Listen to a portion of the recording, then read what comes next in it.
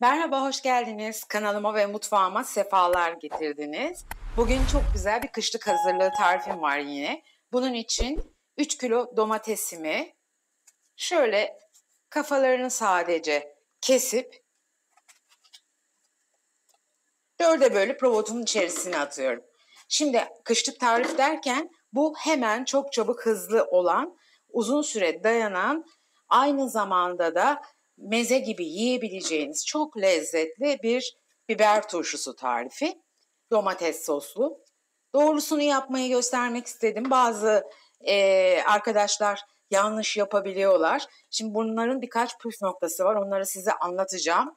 Önemli. Kışlık tariflerde, saklamalarda Allah korusun zehirlenmemek için, sıkıntı yaşamamak için ve iyi saklayıp bozulmaması için yapılacak püf noktaları var. Şimdi ben bütün domateslerimi güzelce yıkadım. Sonra da dediğim gibi başlarını kestim ve bunları dörde bölerek robotuma alıyorum. İyi yıkamak önemli.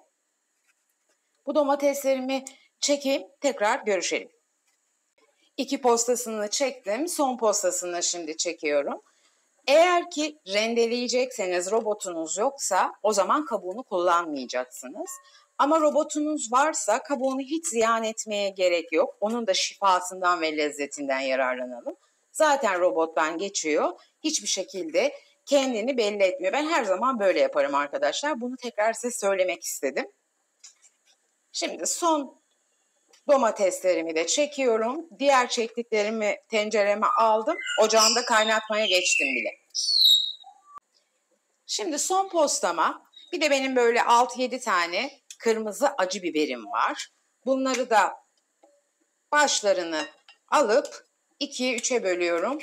Son domateslerimi ilave ediyorum ki sosum birazcık acı olsun. Çünkü biberlerim benim, kıl biberlerim acı değil tatlı.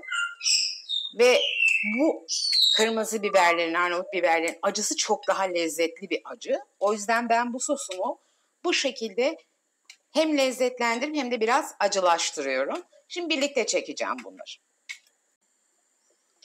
Evet arkadaşlar, çektiğim domateslerimi şöyle geniş bir tenceremin içerisine aldım ve altını yaktım. Domateslerimi birazcık pişiriyorum. Birçok arkadaştan farklı olarak ben domatesleri pişiriyorum. Eğer domateslerimizi pişirmezsek bu domatesler kısa sürede ekşime yapar, köpürme yapar, bütün malzemeniz çöp olur. Eğer yerseniz zehirlenirsiniz Allah korusun, yemezseniz de zarar etmiş olursunuz. Dolayısıyla domatesi mutlaka pişirmeniz gerekiyor. Çünkü domates zaten çok asitli bir sebzedir, meyvedir. Bakın şimdiden bile köpürdü. Bunu biraz pişirdiğimiz zaman, domatesi öldürdüğümüz zaman o çiğliği, asiti ve köpürme yapacak maddeleri yok etmiş oluyoruz. Çok uzun süre dayansın istiyorsanız 4 ay, 5 ay, 6 ay ki hiç sanmıyorum çünkü hemen bitiyor. O kadar lezzetli bir turşu oluyor arkadaşlar. Ama dayansın istiyorsanız mutlaka bu yöntemle pişirmeniz lazım. Bakın dikkat ettiyseniz yan tarafta da suyum var. Suyumu kaynatıyorum. Onun içinde bir püf noktası var. Birazdan onu da söyleyeceğim ama önce biberlerimizi hazırlayalım. Size birkaç tanesini göstermek istiyorum. Sıkılmanızı istemediğim için birkaç tanesini göstereceğim ve gerisini ben kendim halledeceğim. Şimdi başlarını alıyoruz. Şu uçlarında da başlarının hemen ucunda görüyorsunuz siyahlıklar oluyor. Onları da alıyoruz. Turşumuzu hiçbir şekilde bozmasın. Sonra zevke göre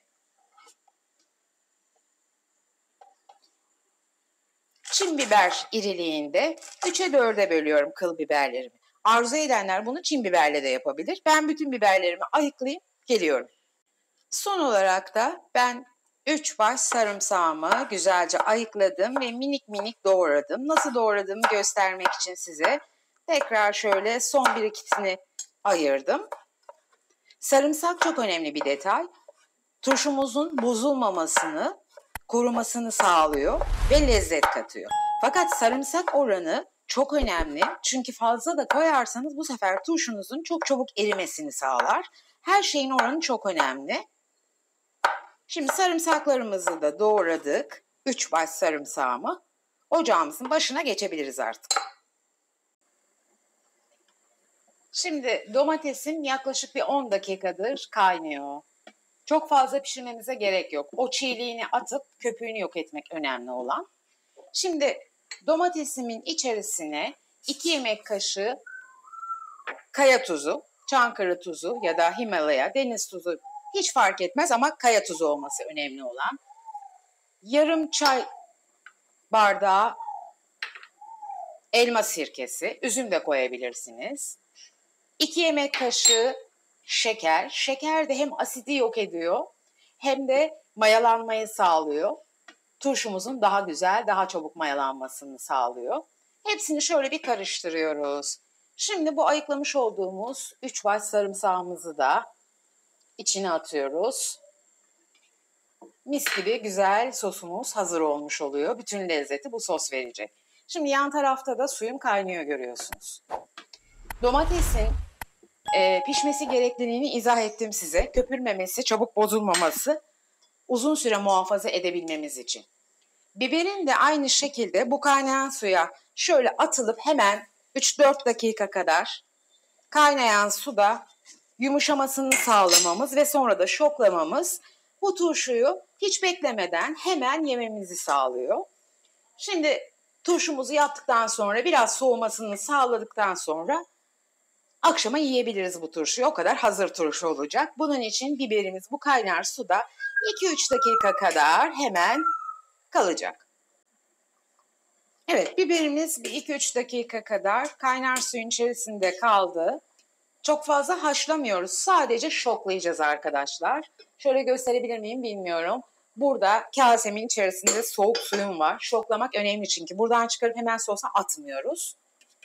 Biberimizi alıyoruz, soğuk suyumuzun içerisine koyuyoruz. Bu önemli bir detay.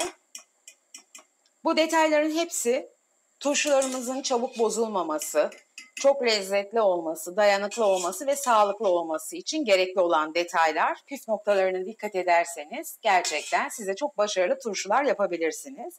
Şimdi 1-2 dakika kadar bu suyun içinde turşum kalacak, biberim. Hemen yan tarafa geçireceğim. Biberler soğuk suyun içerisinde şoklandı. Şimdi son olarak da 1 su bardağı kadar zeytinyağımı koyuyorum. Sıvı yağ ama tabii ki sonuçta bu sos olacak, salata olacak, sağlıklı bir şey mutlaka ayçiçek değil zeytinyağı kullanmanızı tavsiye ederim. Ama eğer imkanınız yoksa ayçiçek yağı da koyabilirsiniz. Şimdi benim bu güzel sosum hazır oldu. Şokladığım biberlerimi hemen sudan çıkarıyorum ve içerisine atıyorum. Sularını iyice süzüp.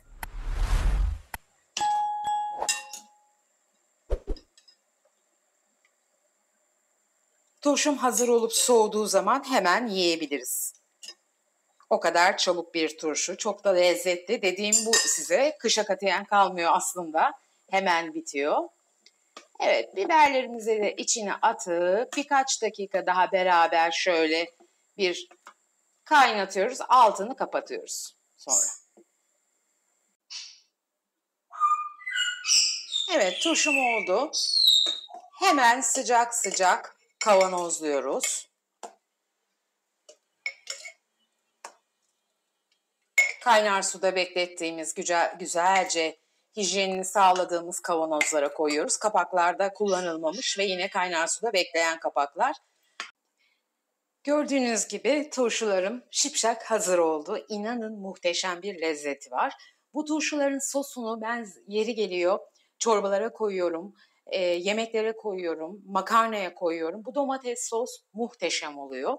Aslında çim biberle çok lezzetli olan bir turşu bu ama bu ince kıl biberle de harika olabiliyor.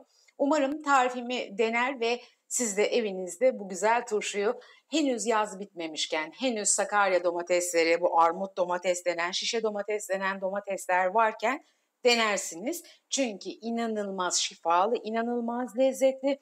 Hepinize tavsiye ediyorum. Şimdi sizin için şöyle soğuttum çünkü dedim size bu turşu hemen yenecek hızlı turşu diye. Özellikle bu sosuna yemeklerin yanında bayılarak içiyorum ben.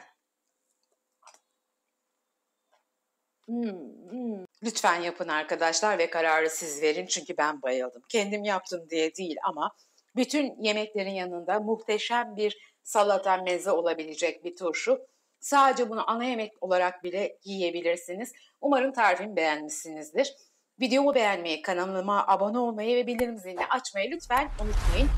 Henüz kanalıma abone değilseniz bir oynatma listemdeki diğer videolara da göz atmanızı, kanalıma da abone olmanızı ve bildirim tuşuna da basmanızı size öneriyorum ve rica ediyorum. Umarım memnun kalırsınız. Bir sonraki güzel tarihte buluşmak üzere. Hepinizi seviyorum. Sağlıcakla kalın. Kendinize çok iyi bakın. Ağzınız hep tatlı kalsın. Hoşça kalın.